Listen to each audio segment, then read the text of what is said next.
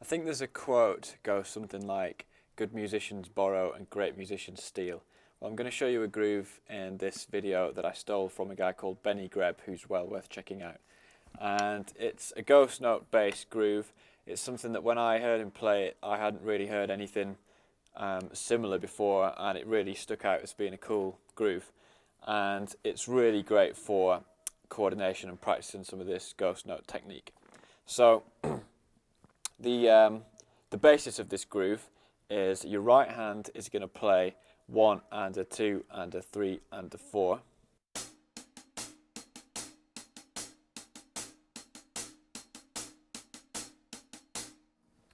And the left hand is going to play a backbeat with ghost notes that kind of overlap what the right hand is doing. So it goes like this.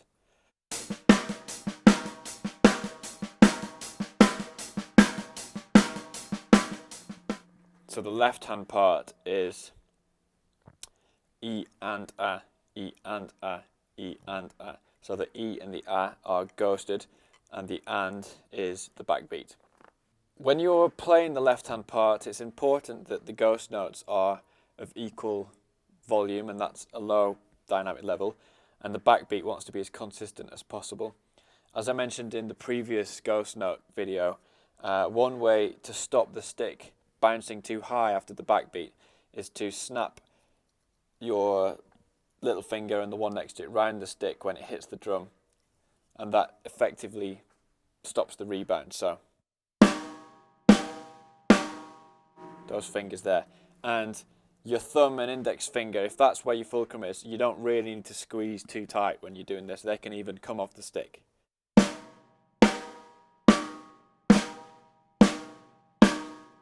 And I actually recommend trying that as an exercise to take your thumb off the stick, because certainly I've found in the past that when I get tense when I'm playing, it usually starts with my thumb tensing up too much. And I realise after a while that really there's no reason for your thumb to get tense at all. I mean, it doesn't, even if you're playing thumb on top, it's possible to take the thumb off at the point where you hit the drum. And having it on there doesn't really serve any purpose. If it is serving a purpose, perhaps it's stopping the stick from bouncing at a funny angle. Well, I figure that the stick shouldn't be bouncing at a funny angle if you're throwing it in straight. So one thing that I like to try is to try and play and take my thumbs off as I'm playing, just to check that my wrists are moving the stick in the way that I want it to be moved.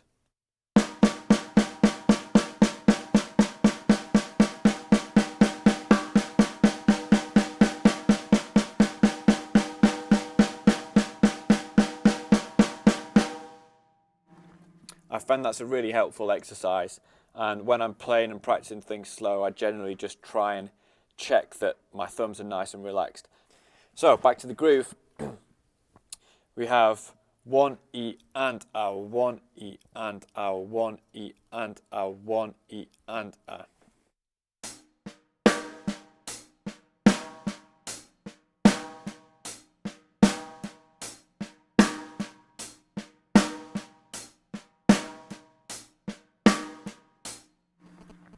So you want to practice that nice and slow. Maybe practice just the left hand part by itself.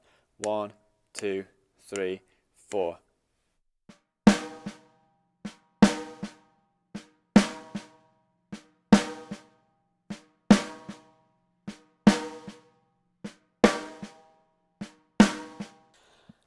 Once you've got the two of those working nicely together, we're going to start to add some bass drum independence exercises. So to begin with, just put the bass drum on the 1. I'm going to put the bass drum every other beat.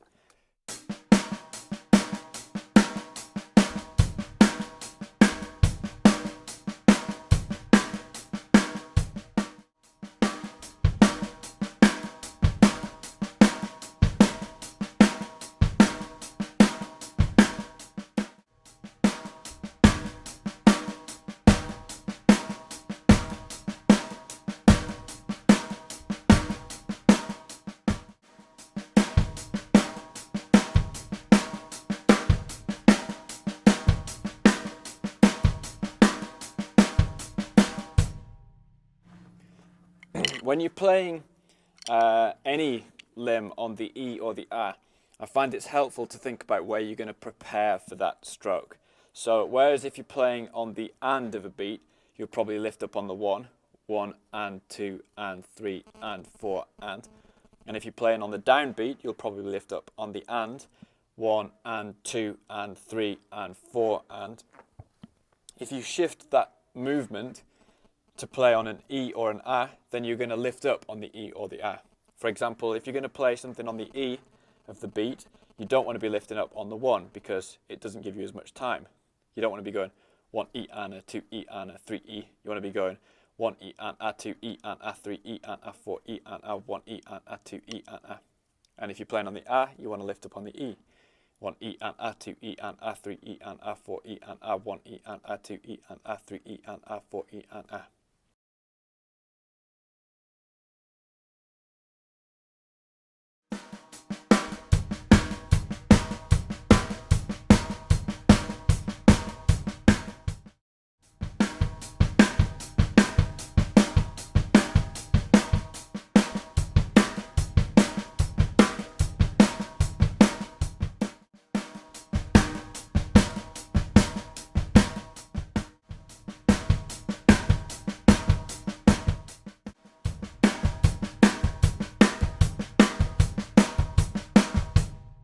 Then work on the 3-note bass drum grouping. So 1 E and. I'm going to take these and move them through from left to right. So we're going to go 1 E and then shift it this way, E and A, shift it this way, and A 1, again, A 1 E. So that's just all the possible variations of where you can put 3 notes. I'll play those one after another.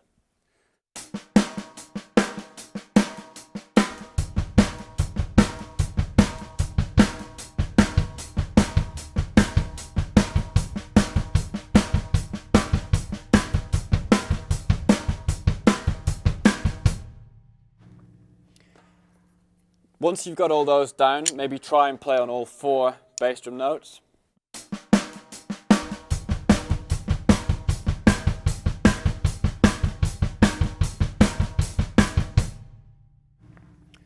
And then you should be fairly free, I would say independent, although it's coordinated independence, but basically you should be free to play any bass drum pattern that falls within the 16th note divisions. So the pattern that I saw Benny Greb play, the bass drum in that pattern went like this.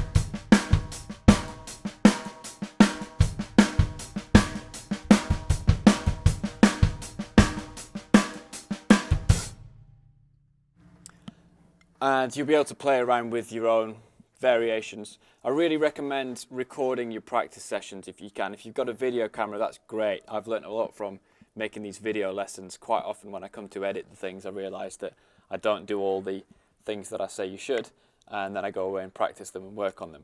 If you can record the audio of what you're playing, you can see how well everything's lining up and check that you're tight. Really the most important thing is that when notes are supposed to fall together, they actually do fall together and there's no flams in there, which is something that I'm constantly working on. And these are really good exercises for that. So you want to try and be as relaxed as possible while you play them, make sure everything lines up, and then just enjoy it.